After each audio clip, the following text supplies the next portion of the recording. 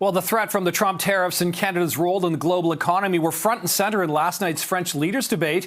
And as we, of course, find ourselves in our country in the middle of a trade war and a federal election, this morning we are fortunate to be joined by the former Premier of Quebec, Deputy Prime Minister of Canada, and current member of the Prime Minister's Council on Canada-U.S. Relations, the Honourable Jean Charest. Mr. Charest, thanks for being here this morning. There's so much to get to. I'm really glad you're here. But let's start about this with your work on the Council. Donald Trump, the president, still says he wants Canada as a 51st state. He is keeping many of the tariffs in place on Canada.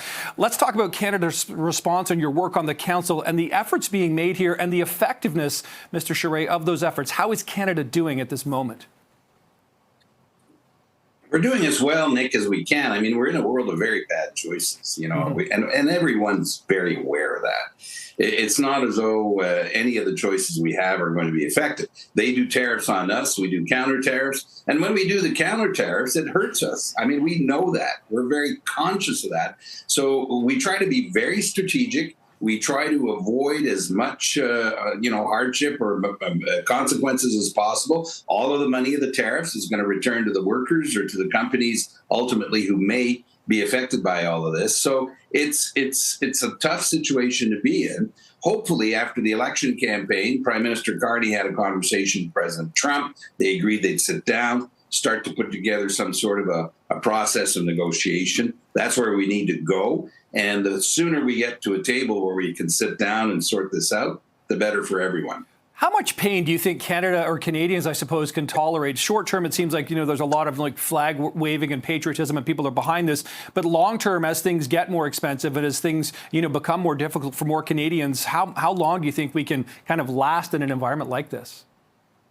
Canadians are very resilient. And, one of the things about this whole episode, Nick, is that Donald Trump may have done us a favor. And 20 years from now, we're going to look back at all of this and realize that we had to have a very hard look at how we organize our economy.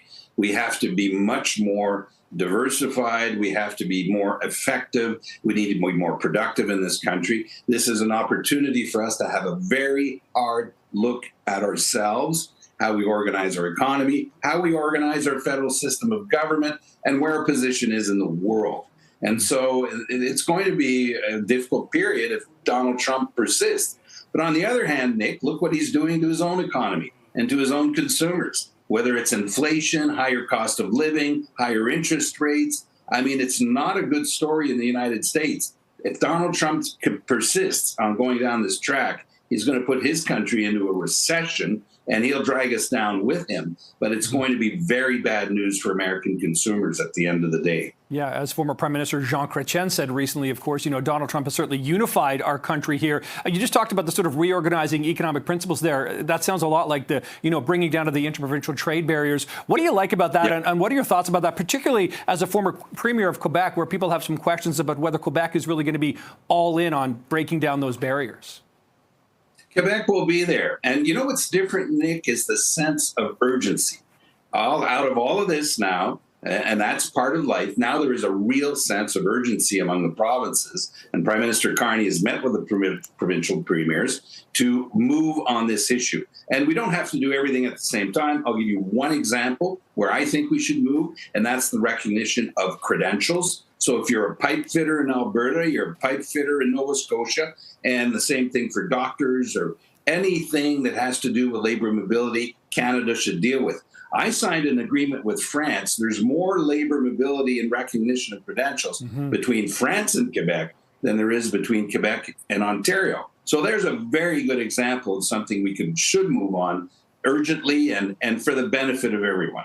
Okay, I'd love to get you on the Habs win last night, but I'll end with this. What do you make about what are we going to look for tonight in terms of the English leaders debate after kind of teeing it up last night in French?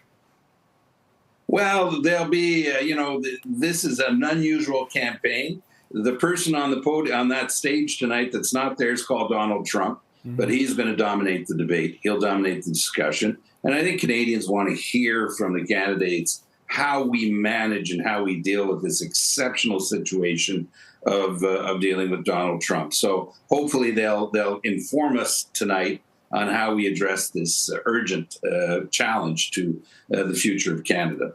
Okay, Mr. Charest, certainly appreciate the time. Thanks again, as always. Take care. Thanks, Nick. Okay.